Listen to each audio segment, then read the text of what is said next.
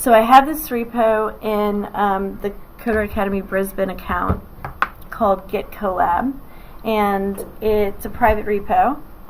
And so one thing to consider is that if you're going to use a feature branching workflow where everybody's using the same central repo, you have to add collaborators. Whoever owns this repo, whoever's account it is under, that person needs to add the team members as collaborators. Okay? So can somebody tell me how you do that? It's in settings, isn't it? It is.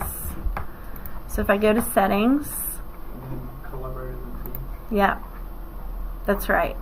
And so I can add a team if you have, I think you have to have an enterprise account, or like a paid account to define teams, I think. Because when I look at my local account, I don't think I have that option. So that's why I'm saying that. Or maybe it's because I haven't defined any teams for my local account. I'm not sure which one it is. You can also add individual collaborators. So who wants to work with me? Rachel. Okay. So I'm going to add Rachel, and remind me of your... Virtual. Is that your GitHub account name? Yeah, there you are. There you are. So I'm going to add you as a collaborator. And then... Sorry again? Never mind. Okay. Then you can choose the permission level of this person. So you can see that right permission team members can read, clone, and push. Admin can do those things plus add other collaborators. Okay? So for now I'm going to give Rachel write permissions because that'll be what we need for this demo. And that means that she'll be able to clone it down. So nobody, because this is a private repo, nobody would even be able to clone it down if I didn't add them as a collaborator. Okay? So I'm going to, I can give you this link. Rachel? I got it. You got it. Cool. All right.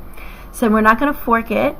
We're just both going to clone it. So I also need to clone it. So I'm going to clone it up here, and you're going to clone it and tell me if you run into trouble. And I'll ask you to share your screen with me. Can use HTTPS? I would use SSH if you're on the CA Wireless network, just because you don't have to type in passwords. So, come with me how to... Yep. So you grab the connection string. So I did it just by clicking on the little clipboard button, and you get into your repos directory or projects directory where you want to clone this thing. Just make sure you're not already inside of another repo. That's the main thing. And just say git clone, and then paste it. Okay. Paste that string, and that will create a git collab directory where you are, and clone it down, and then we'll cd into that directory.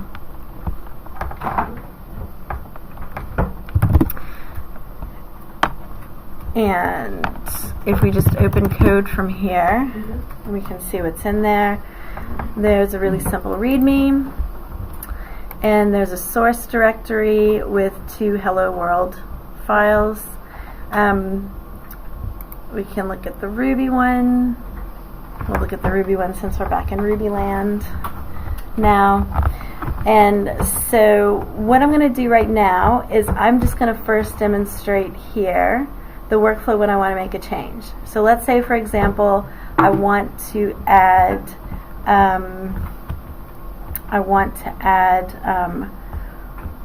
prompting a user for their name and telling them hello.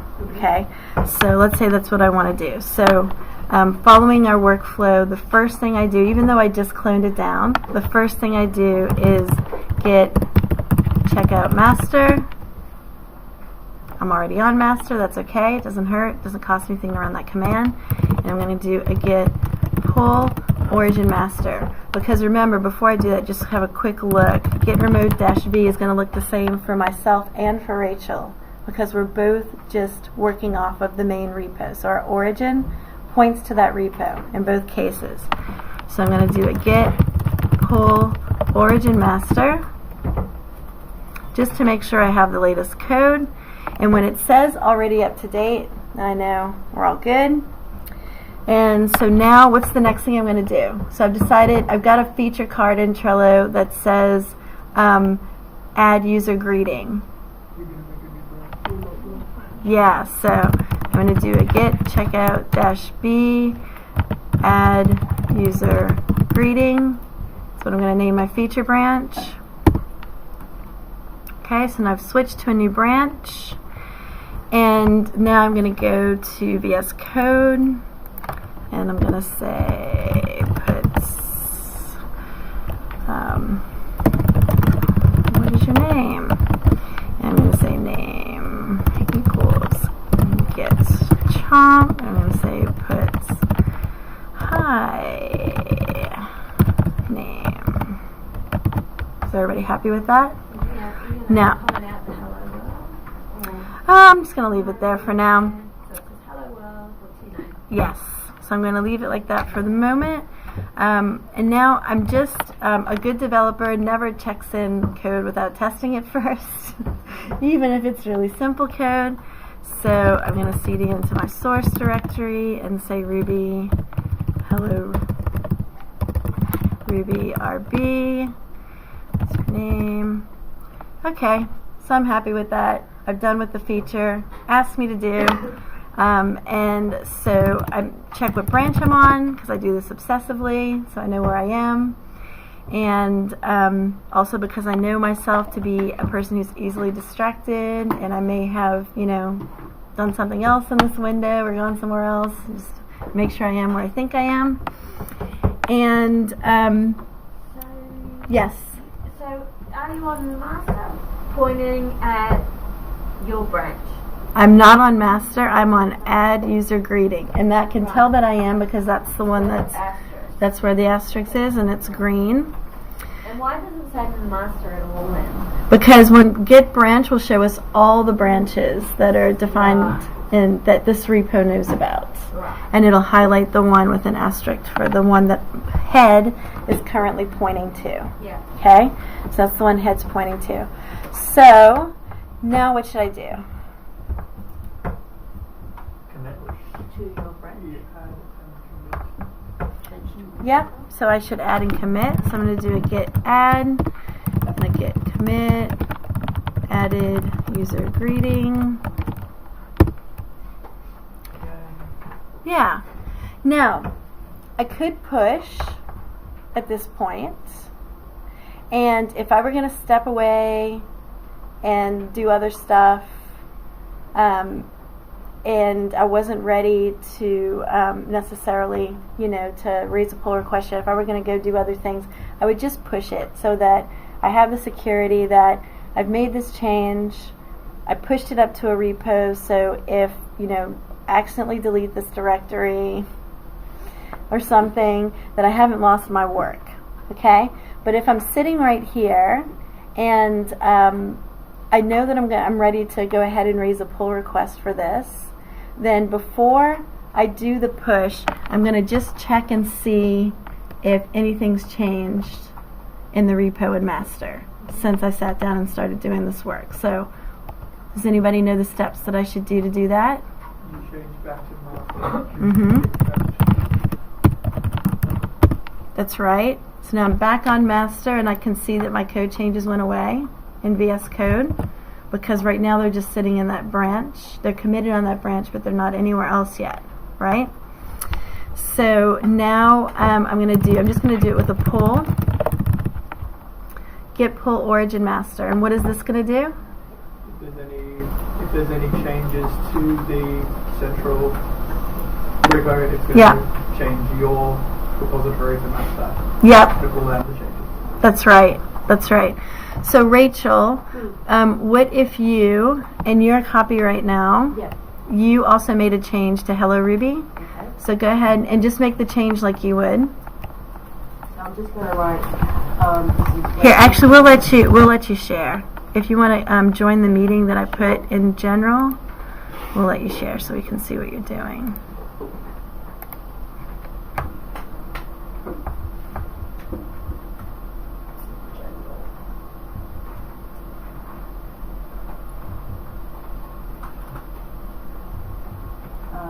I think, did I put it in lesson or general? I can't remember now. I put it in general, but it's up a little ways. Do you see it? Okay.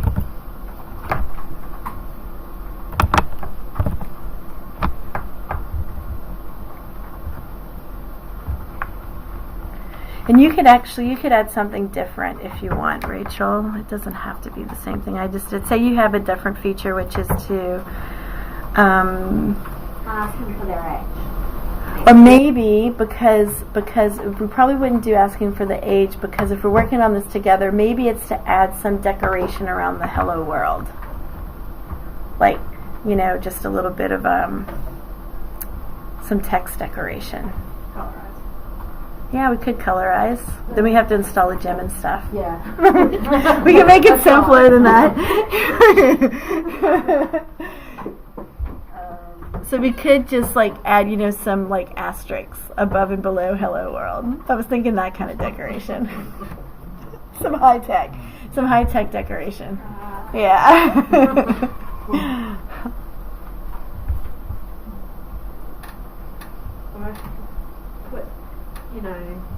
Put, dash lines around. Yeah, we put dash lines around it or something.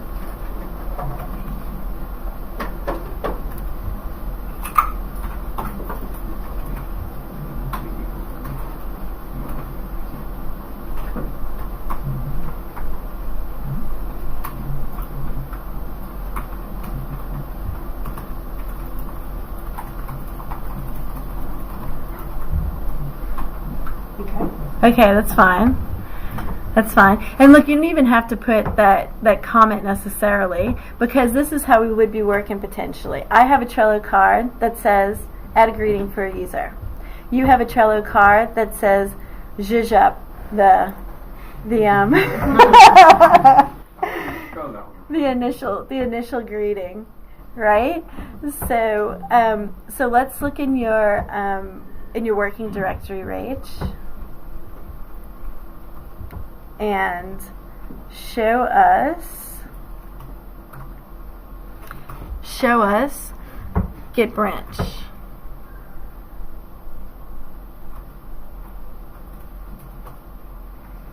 Okay, so what are we going to do first? Create a new branch. Yes.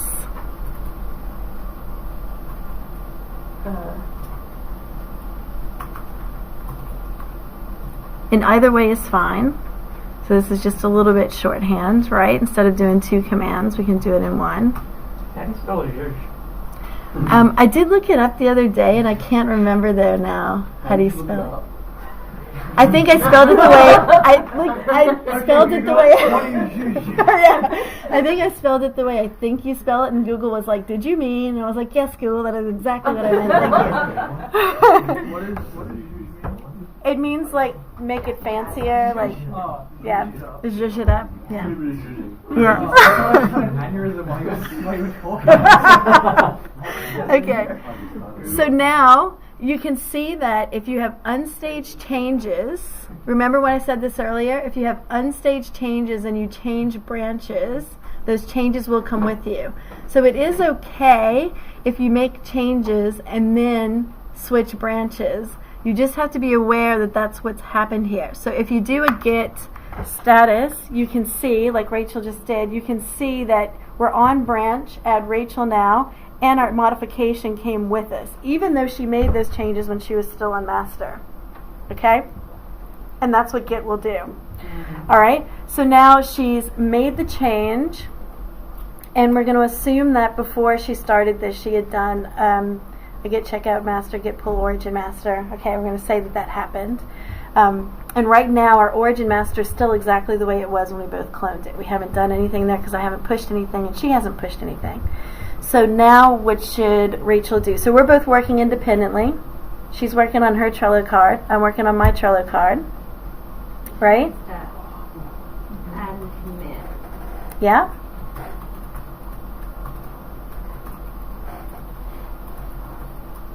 Really? You can do that? You can. You can indeed. Let's see if I can do mine. I never do that. I do add and then I do That's totally fine. Nothing, you can do it either way. Okay, so now because she may have walked away at some point, so just like I did, Rachel's going to switch back to her master.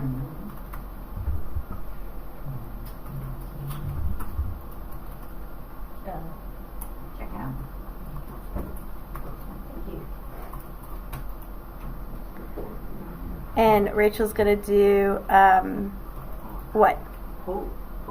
Yep. So we're just going to make sure nothing's changed in master. Yep.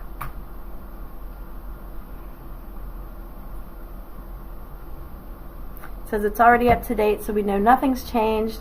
So we can switch back to our feature branch.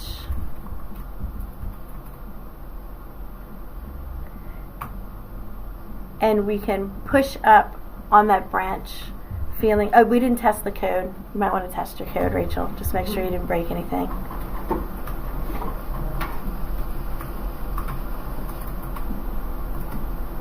Because we never push up code without testing it first. So we can spare ourselves from embarrassment. Okay, that looks good. So now we'll push it up. So how do we push it to that branch? Nope. Run the branch, don't you? So we do a git push origin add Rachel. So we want to push it on that branch. We never want to push directly to master when we're using a feature branching workflow. Never push directly to master when you use a feature branching workflow. Okay? When you're working from the central repository, not your fork, never push directly to master. Okay? Just don't do it. Even if it's a trivial change, even if you're the maintainer of the repo, always make changes to master through a pull request. Okay, now Rachel, go look in GitHub, and it tells you, it's so nice, it's like create a pull request for add Rachel. And it knows that's what you probably should do next. So now if you go look at the repo, and you just... No, so just here, because we only have one, right? We only have one repo. Yep. And you can see at the top there, in that kind of yellowish area, it says, oh, there's a branch here that's been added. Do you want to raise a pull request? And so over to the right side of the screen, we can do a compare and pull request. So we'll click that button.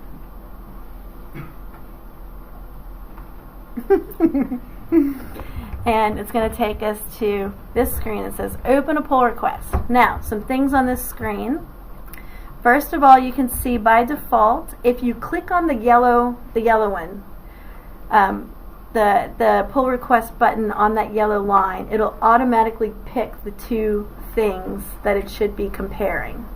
So it picked on the left side, the base is master, and on the right side it's comparing it to the add Rachel branch. And that's because we pushed the create pull request button on that yellow line that was referring to that branch. Okay?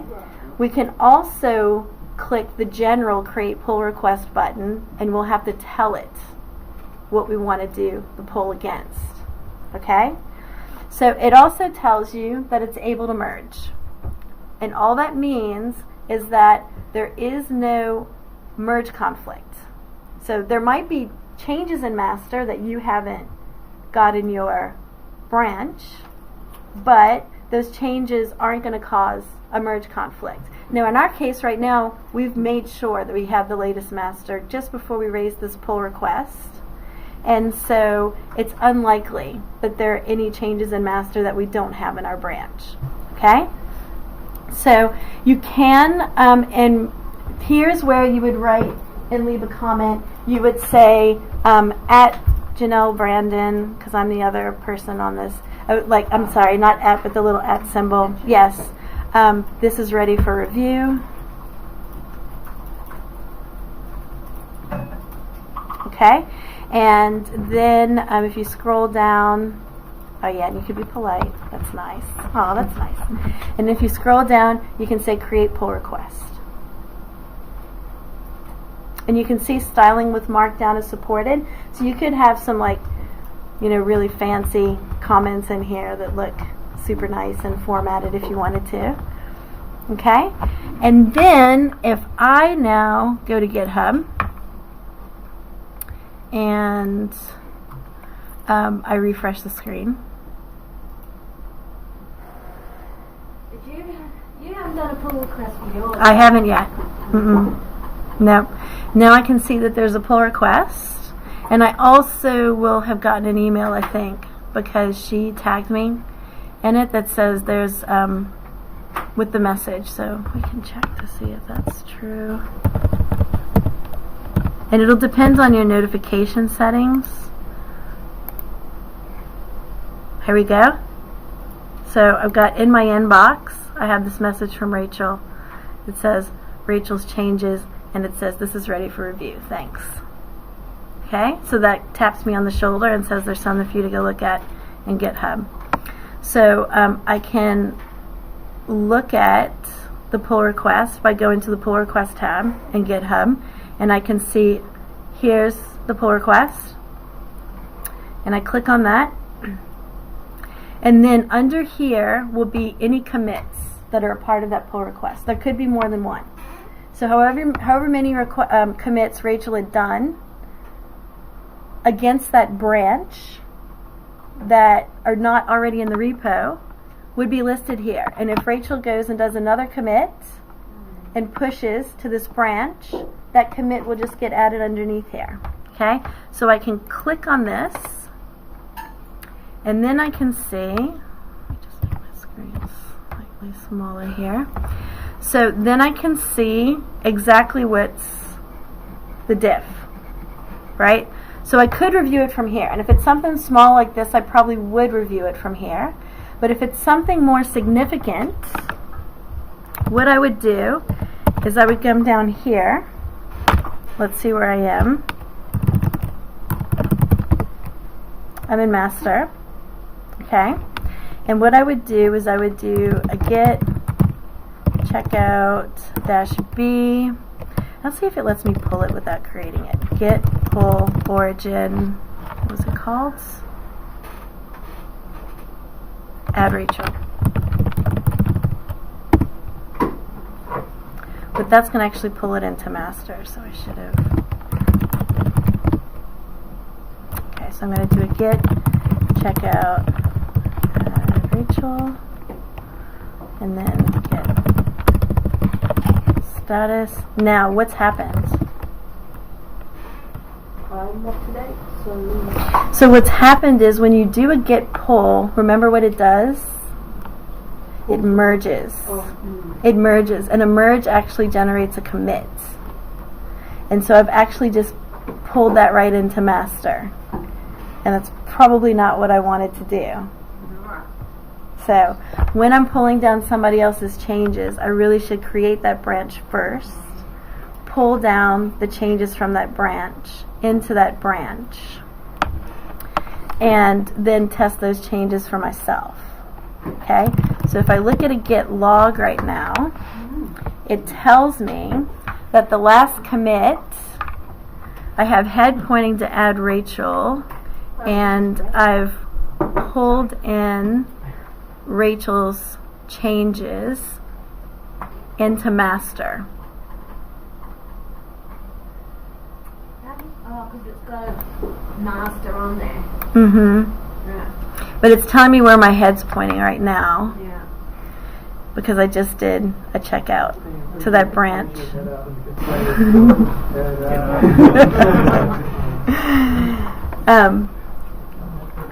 So if I wanted to undo that, if I was like, oops, that's not exactly what I meant to do, okay, then what I can do is, I wasn't going to talk about this yet, I just made a mistake. So. Delete the local copy. Mistakes are good. Yeah, just start over. No, don't do that. Don't do that. Okay, so let's take this opportunity, I guess, Yeah, we can go over the slides. and let's look at the slides and we'll come back to this. Okay, what if we want to go back? So, Git gives us the ability to roll back. So we can revert a commit. That'll retain the commit history and only applies a revert of the changes applied in the specified commit. So, revert is a way that we don't get rid of any commits. They're still there. It actually creates a new commit with the changes undone. Okay? So revert is the thing that you should do if the change that you want to make, if you don't want to destroy the commit history is one reason. Okay? Sometimes we really want to destroy the commit history because we made a mistake and we're like, we don't want anybody to know we made that mistake. Right? But sometimes we don't want to just get rid of the commit history. If other commits have been made on that shared repo since we've messed up, okay, then we don't want to just get rid of the commit history, because then when we try to merge back in, Git's going to be like, nope. You're missing a bunch of commit history. You can't merge back in here. Okay? So, we use a revert to say, okay, this change that I did there was an accident. I want to undo that change, and it'll create a new commit from wherever we are on the kind of commit sequence. Okay?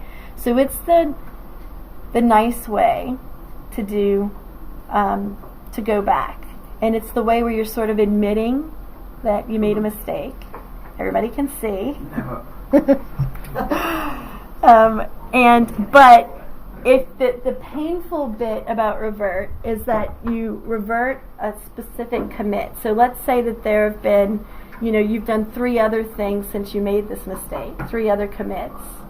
If you want to go back to the one before that, okay, you've got to undo everything, one thing at a time, and then redo things. So it's a little bit more intensive. Now, depending on the changes that were made, if you can just undo that one thing, okay, and the other things you've done since then you can leave in place so they don't depend on each other, then you can just undo that one thing back there. Alright? And everything else will be left intact. So it depends, okay?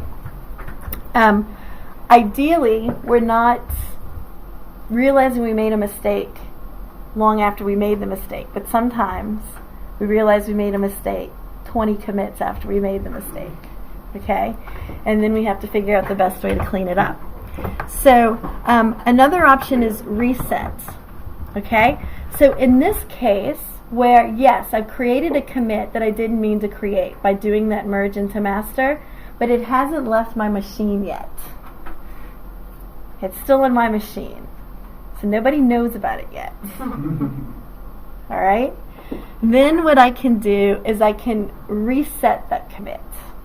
I can, especially if I just did it. So I haven't done other stuff since then. I haven't pushed anything up. It just happened. Then what I would choose to do is a reset. And a reset moves the head and the branch pointers to a previous commit. It's like, when I made this commit with the merge, it moved the head and the branch pointer to this commit here.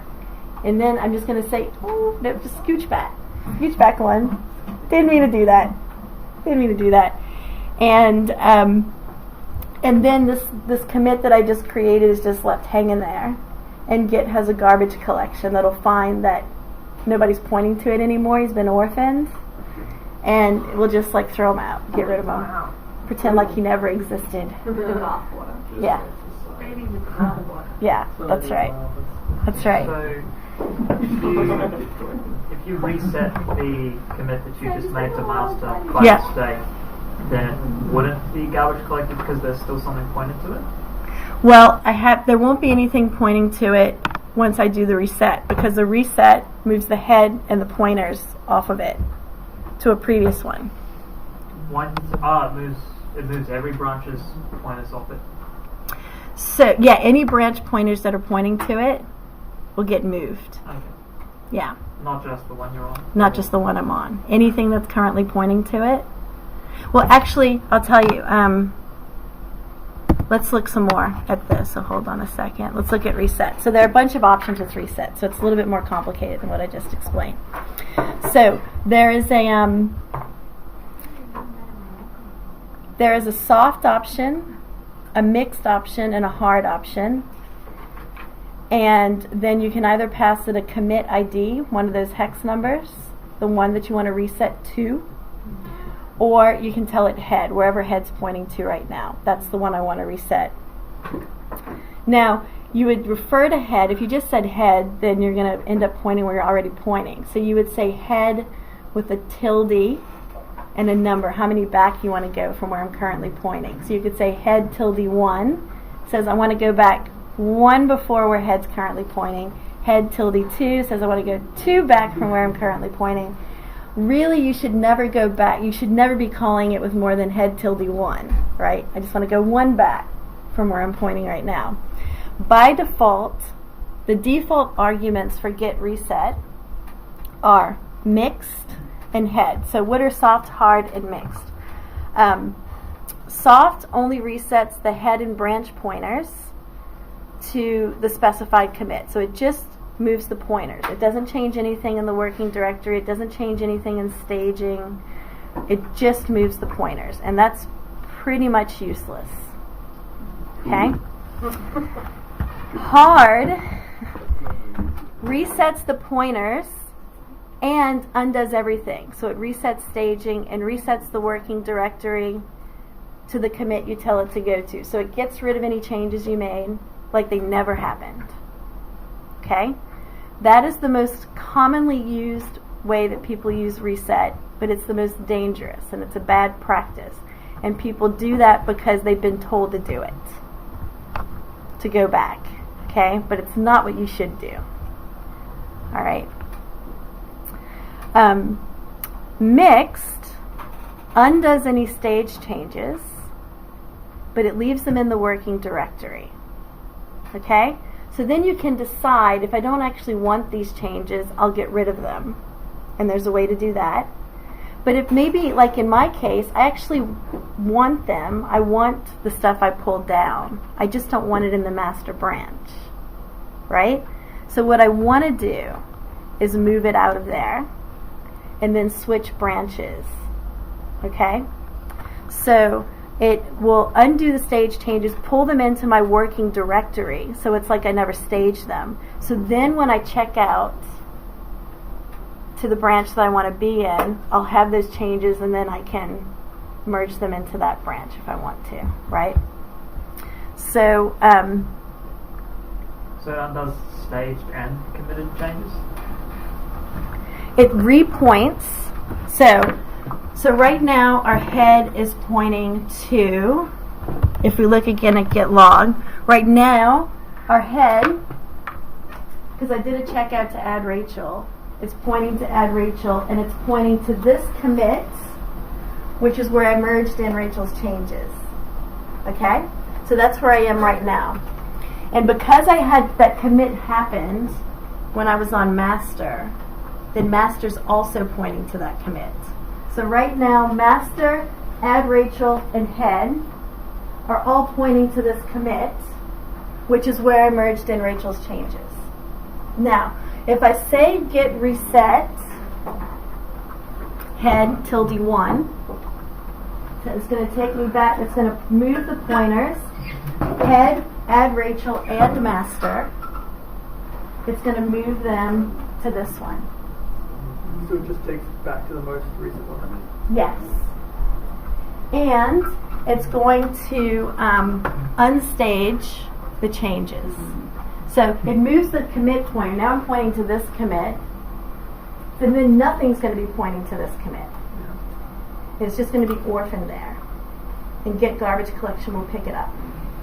Okay, and it'll disappear. So this one would just be left out with nobody pointing to him. Everybody's going to be pointing to him. And the changes will be unstaged. So they'll be sitting in the working directory. And then I can stage them if I want to. Okay? Yes? Does reset function without you passing an option, like soft, hard, or reset? Like, It does. It does. So by default, the default arguments are mixed and head. Okay? So if I do that, let me show you. commit ID head is or. That's an or. Yeah, it's an or, one or the other. You don't So type I in can commit ID either and the word head. pass it in here, or I can use the word head to refer to one. Yep. Okay? So if I say from here, so just to remind us, I'm on add Rachel, right? And add Rachel, master, and head are pointing to that last commit where I merged the changes. So if I say git reset with nothing,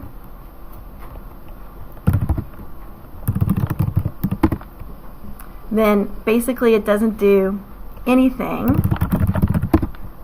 at all because head's already pointing to the latest one. I would have to say git reset head tilde 1, or I could say git reset and give it this number explicitly because that's the one before the one that head's currently pointing to. Okay? But if you wanted to give it instead of the tilde, Yeah, you could technically go like 7 commits and give it the 7th commits exodus. you can. And it'll orphan all the other ones. Yeah. What happens if you go back before you have a commit? If you go head -4 and you've got 3 commits. I think you'll get an error. Yeah. And what's the? Would you blue screen? Oh, sorry. What's the syntax with the commit hex value? Is it commit tilde commit value? No, you just the value. It's just the value. Yeah, just the value. So this is typically what I'll do. If I do something like I just did, if I mess up the way I just did, and then I realize I'm like, oh, not what I meant to do, then this is what I'll do. Okay? And then it tells me right away, okay, after the reset, these are the unstaged changes. That's what I expect, right? So that's the change that got merged in. And I can see if I do a git diff,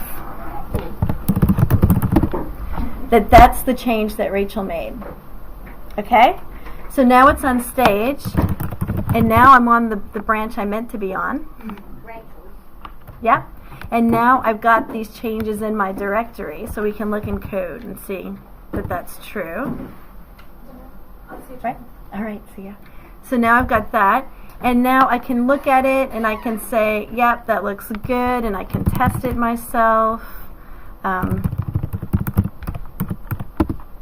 I can say, yep, okay, that looks good, and then I can be happy with that. And now the reason that I pulled this down, I pulled down this branch, is for the purpose of review. That's why I've done this, okay? So I pulled it down so that I can look at it and I can run the code. And like I said, if it was a really simple change like this, I'd probably just do it in GitHub and not bother, okay? But a lot of times it won't be a really simple change. It'll be something a little bit more, and it's just better to look at it in VS Code and to run the code yourself and to do a quality review, right? Not do like a quick and dirty review, do a nice review, because review is one of our gatekeepers to having good code. So now if I'm happy with that, I can come back here and I can say, okay, I reviewed the changes, and I might leave a comment because I'm also polite. You don't have to do that, Rachel. Well, I could, and then she would get an email, okay? But I don't have to. And then I have 3 choices here. So I can just leave a comment if there's something I just want to give, we're just communicating over this pull request, basically. Or if I thought, no, I want something should be a little bit different, then I could request changes and put the changes that I want in this comment. Or I can approve. Those are my choices. And then I submit the review. I really need to practice this. Yes, you will. You will. And then you can see over here on the right-hand side that it's been reviewed. Okay? So then we can say, all right, so it's been reviewed, and then in this workflow, typically you go back to the person who raised the pull request, and say, okay, it's been reviewed, can you merge it in?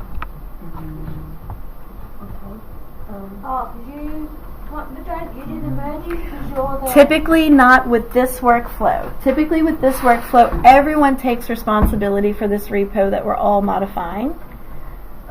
And the person who raised the pull request would be responsible for merging it in. In a forking workflow, the maintainer is the one who merges it in because they're generally the only one who has permission to, and because they're the one responsible that this repo is always working the way it should. So they take full responsibility for that. That's a lot of responsibility. It is. So you just say that in your notes, Janelle, all good, please merge back in. This Yeah. is where Yeah. you would use Yeah. Slack. You would use Slack, or you might just have decided on a process and everybody knows. So you have to work out as a team, how are you going to follow this process, and how is everyone going to know at any point in time what they should be doing. So here. Yep. So then you click the merge pull request button. Now here's where you can create a merge commit, squash and merge, or rebase and merge. Okay? So create a merge commit is the typical way to do things. It will, all the commits, so there's only one here, but we could have multiple commits, right, in this pull request. So if you do create a merge commit, it's going to merge each one of those commits individually into the, well, not individually, but all of those commits will still be visible in the pull request. And it'll do it with a merge, with that three-way merge that we talked about. Squash and merge will squash all the commits so that there will be one commit associated with this merge. Okay? And some people like to do that because they like to do micro commits, and they don't necessarily want all of those to show up when we look back at the history. Rebase and merge says it'll take the commits from this pull request and it'll do a rebase instead of the three-way merge. Okay? So any of those is going to have the same end result, except of course with the rebase and merge you're going to have that linear commit history, and you won't see the commits on the separate branches. Okay? So just doing the regular create a merge commit is fine. That's the one that's selected by default. Alright, so if you just select that one, and then it'll ask you to confirm that you want to merge it, and you do that, and then it's merged. So once it's merged, it closes it, and now when I come here, if I refresh, if I go back here, the pull request is gone. Okay, it's been closed. And you can see that it was merged in through GitHub. So merged pull request number 1 from here. And then you can see the commit that was included in it. Okay, and that was the last change that was made. Now, what's going to happen if I go back to my stuff? Right, I'm going to switch back to, I'm just going to leave this add Rachel branch here for the moment, but what I would probably do is I'd say, okay, I used it for review, that's all I wanted to use it for, I'm just going to get rid of it now because I only use it for a review. So I would do a git checkout master. It won't let me because of the way that I did things. So if I'd merged it in,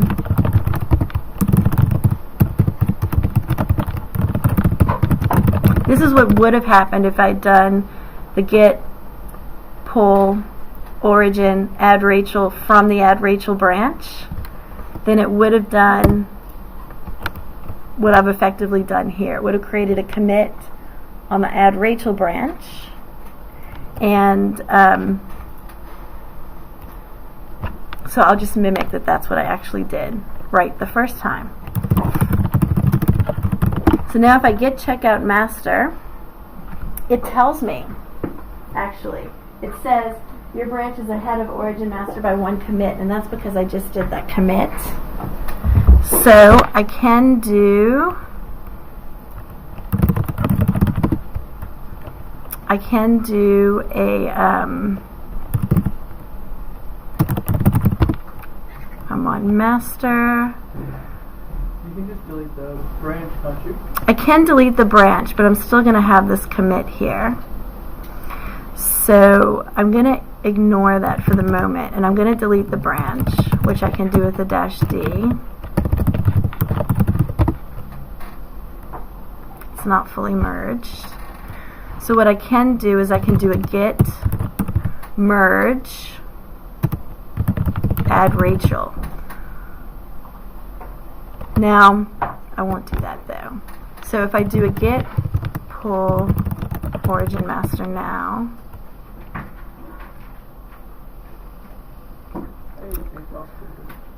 it's been fast forwarded because that change has already been merged into master. So master was already ahead of me because that pull request was merged in to master in GitHub. So now if I say a git status, then I'm all up to date, and now I should be able to, nope, it's still not fully merged. So I'm just going to delete it. I'm going to force delete it. Thanks. No, you're good. Okay.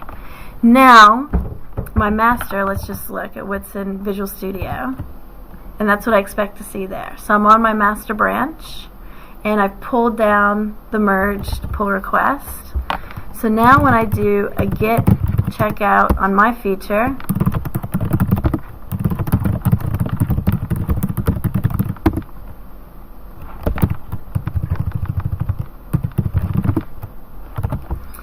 this is what it looks like. And why is that? Because it doesn't have the changes that Rachel's already pushed to the central repo. That's right, because remember when I created this branch to do my work on, I created it from master, but it was before I merged that pull request. So this branch is off of an earlier commit. It's behind. Yeah. That's right.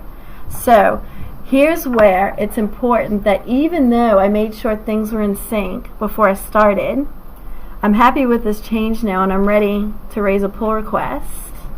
I need to make sure that other changes haven't been made since then. Okay? So this is where I need to do a git checkout master. So I already did git checkout master and a git pull origin master, what tells me it's already up to date, so it's not going to pull anything. And then I say git checkout add user greeting, and I do a git merge master to merge my master into here. And there's a merge conflict because it's the same file and the lines are next to each other, so it doesn't know what to do. So it says, what do you want to do? Now I actually have to do some extra stuff here, don't I? Because what I really want is to have this hello, this is Rachel's changes above the changes I added. Yeah? So the way I'm going to do that, I'm going to have to do some manual work here. So I'm going to accept both changes, and I'm going to manually move this up here. Just when you think about when you extrapolate this to a much larger scale project, Yeah. sort of manual stuff you have to come in afterwards. Exactly, which is why it's really important that when you're separating the work and you're keeping track of who's doing what when, that there's lots of communication and good process there so you avoid this situation happening. Okay? Janelle, could that be as simple as saying, Rachel, press enter 30 times and you type all of your code underneath that? It can. Yeah. Yeah. Yeah. Exactly. You write 31 lines of code and you go, actually, can you make that? And when you have integrity and you're like, no, I'm Yeah. thinking of that. Yes. Take it in That's right. That's it. So I'm going to save this. I'm going to make sure my code still works. It's like you have a conch, you pass a conch around. Whoever has That's the conch right. gets the code. Who doesn't have the conch don't code. That's right. So okay, it looks like everything works, and I'm happy with that. So I'm going to do a git add, a git commit. I'm going to say merged Rachel's changes, and I'm going to say a git push origin. What's my feature branch name? I forgot already. And user greeting. Thank you. Wasn't that What? You guys can't go together. Okay, and now I'm going to go to GitHub just like Rachel did, and I can see it's prompting me here. Right? Now here's the other button I was talking about. If I just click this button, okay, let me just show you, then it doesn't know what I'm comparing to, and I have to tell it. Okay, I want to compare to add user greeting. Okay, and then it sees able to merge. Now, if I hadn't done that step of merging master into my feature branch, I'd see the merge conflict here.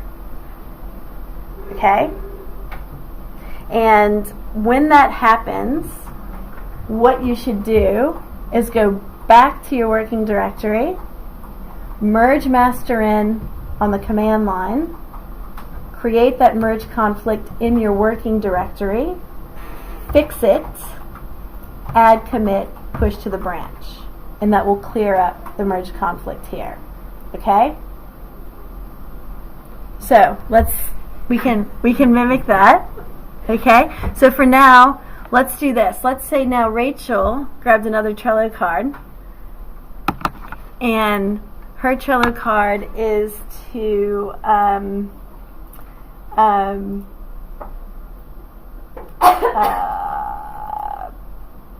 print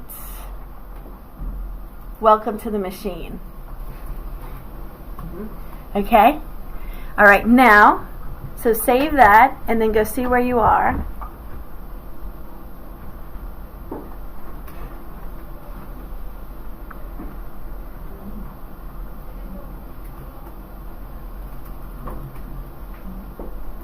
Alright, so first we want to check out back to master.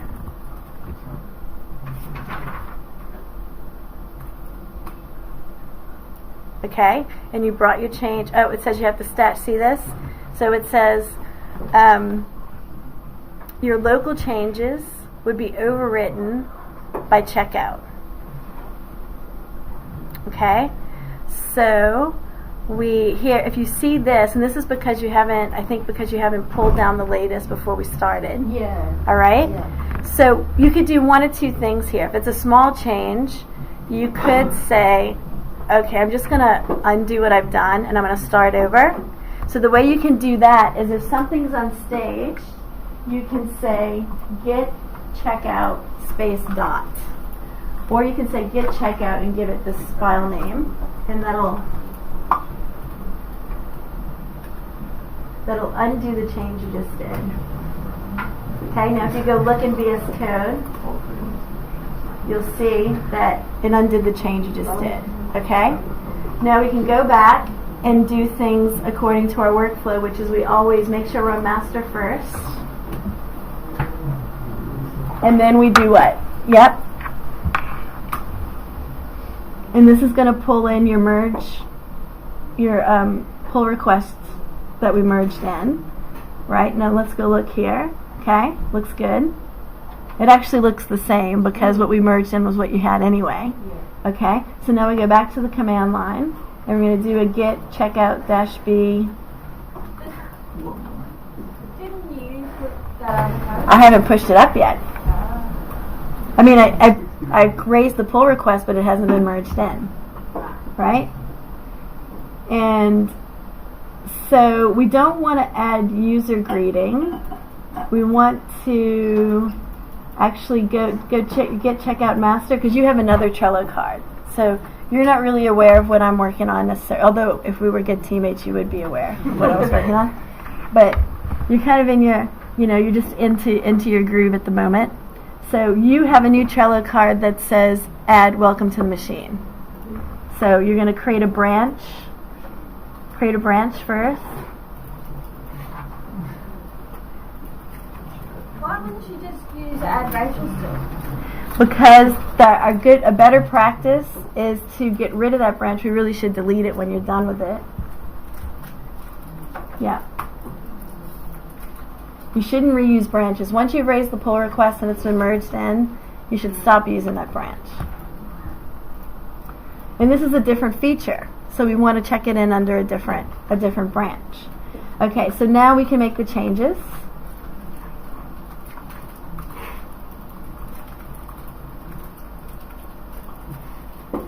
Okay, and we'll save that, and then we'll do an add and a commit.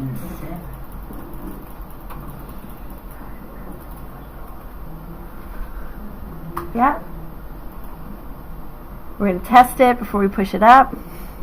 Yes, of course.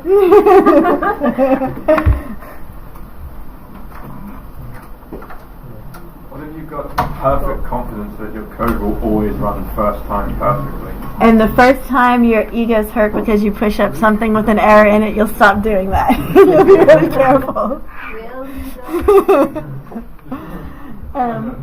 All right, so now we will do that. So what's the next process? We're ready to do a pull request, but before we do that, what are we going to do? We're going to make sure nothing else has changed in master at origin. Do we switch it to master? Yep, switch to master.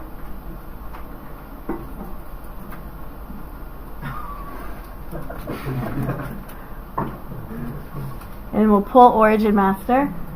It says that we're up to date, so you don't have to do that, but I just do it anyway. I just do. And we'll see that everything's okay. So okay, we're happy with that, so we go back to our feature branch. Machine greeting. And we're going to push it. That's you? I don't think you'll have to, but it never hurts to put it there. Because you created the branch here, I don't think you're going to have to do that. Machine greeting. Yep.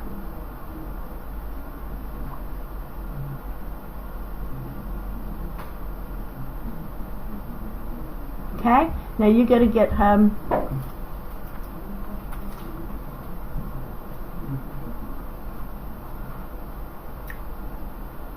And go ahead to raise the pull request. You can just click the compare and pull. And look, it's like, sure, you can merge.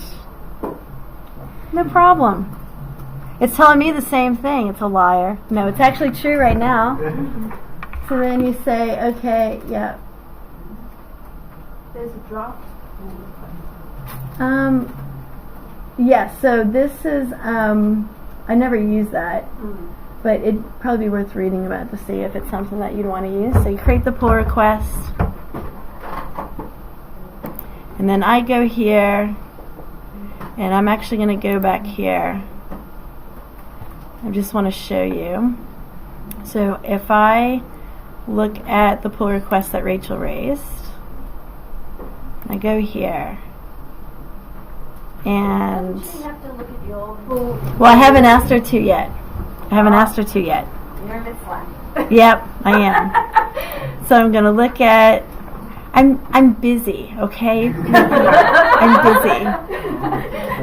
And so this time I'm not going to pull it down. I'm just going to look here and I'm going to be like, yeah, that looks good. She just added one line. It's fine, and it's totally fine to do that, okay? If it's one line code change and you feel like, yeah, that looks fine. I don't have to run that myself to see that it actually works, and I trust that my colleague has run it and made sure that it worked. And so I'm just going to say,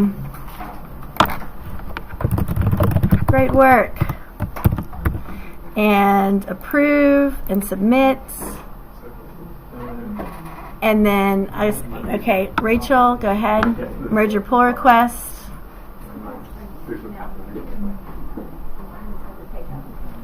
You confirm the merge.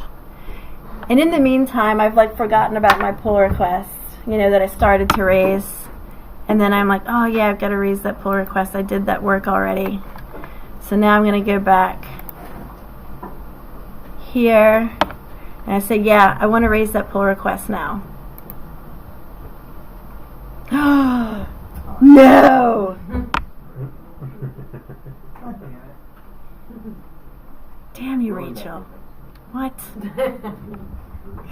So So if I look here, it says can't automatically merge, and I'm like, okay, well, if you see this, you should actually stop. And before you erase the pull request, you should come back to your machine, check where you are. Okay, now I'm going to go back to master. I'm going to do a git pull origin master, because obviously I don't have the latest code because there's no merge conflict in my branch, in my directory. So I've got this, and I'm going to check out back to my feature branch. Reading it was. Oh, yeah, thanks. And I'm going to do a git merge master. Okay? And that's going to pull the merge conflict down in my working directory, so I can deal with it myself from here, the way that I like from Visual Studio. Yep. Yeah. So then I can say, okay, accept both changes, and I actually like it there. I'm going to leave it after I print their name. So now I'm going to go test it.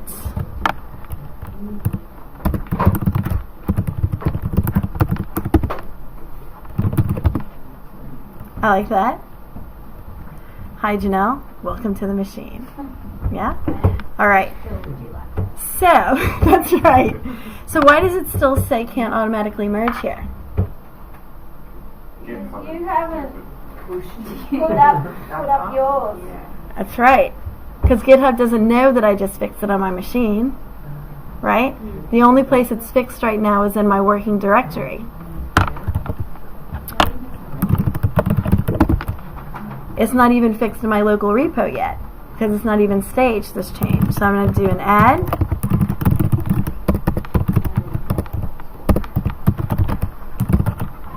Fix conflict with welcome machine. And then I'm going to git push where? Yep. I forgot already. Reading. Thank you. Now when I push up to that branch, eventually, any day now, don't think too hard.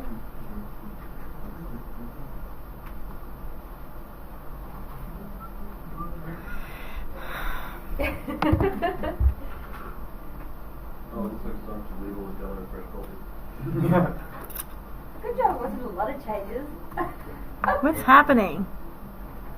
Did I lose my network connection? Yeah, it's still on the Wi-Fi.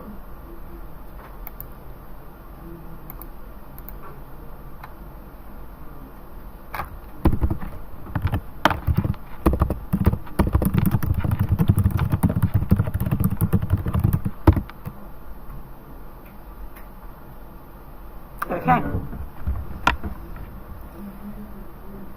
Now when I push on a branch that I've already, if I refresh this page, then it'll say it's able to merge. And I can see when these are the commits that are going to be a part of it. So this was my original commit when I added the user greeting. This is when I merged in Rachel's changes the first time, and this is when I fixed the conflict after merging the second time. All three of those commits are going to be a part of this pull request. Okay? And I forgot to put a comment. So this is when I would have to, I can do this though. See that? So over under reviewers, it makes suggestions. It's going to suggest collaborators. And I can request it, and that should send you a message.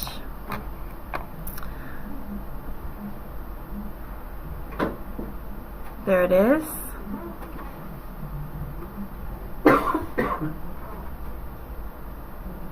And it'll even give you a link to the pull request.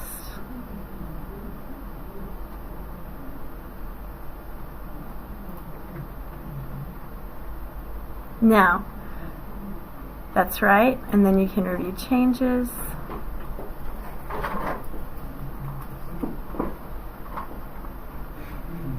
and then approve it. And then I would come back, right? And I would see that it's been approved.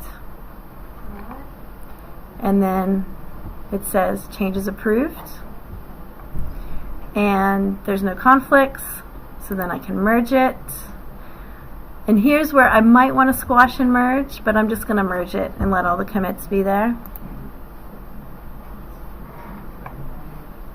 And now you can see it would be really important now that if Rachel or I were going to make another change, we should pull down from master first, right? Yeah. Because now we've altered what's in the repository. Okay? Cool. Thanks, Rachel. Oh, thank you. Thank you for showing us this. This is fantastic. So, we talked about Git Reset, and you can always look up this information, but the thing to remember, I think, is that when you're using Reset, allow it to do mixed. That's what it does by default. Resist the temptation to reset more than one commit back. You can reset any commits that are only in your local repo though, honestly, and you'll be okay. Just don't reset any commits that are in the shared repo. Does that make sense? Because then you're going to have problems. So as long as the commits are only in your local repo and you haven't raised pull requests or merged them into the remote repo, then you can reset. Okay? But otherwise you should use revert. So revert, you can either tell it you want to revert the last commit, which is where head's pointing to, okay? Or you can give it a specific commit ID. And it's going to commit whatever one you told it. It's going to undo whichever commit you told it to undo. So it's basically going to undo those changes, and it's going to create a new commit. If you don't want it to create the new commit, there's a flag, an end flag. If you want to commit it separately, so if you want to do the revert and then you want to look and make sure it's what you expected and then commit that revert to a new commit, you can pass the end flag. So that's the option if you've already pushed this commit up to the remote repo. You should use revert instead and not reset. All right. So just one more thing, undoing changes in the working directory. I mentioned this one. Oh, git checkout file. So if you haven't staged your changes yet, and you want to undo it, then you can say git checkout. Sorry. The mood's all changed now. You can't keep talking about it. If you created a file and you haven't staged that created file yet, you can just remove it. If you have already staged it or committed it, you can do a git rm and it'll remove it from your working directory and from your local repository. If you've added a file to staging, you can undo it with git reset. So that's where you would just say git reset, because head is pointing to the last commit you did, and it will basically undo those changes you did, or unstage those changes you did, is the effect that it will have. Okay? Yeah, that's it. That was plenty, wasn't it?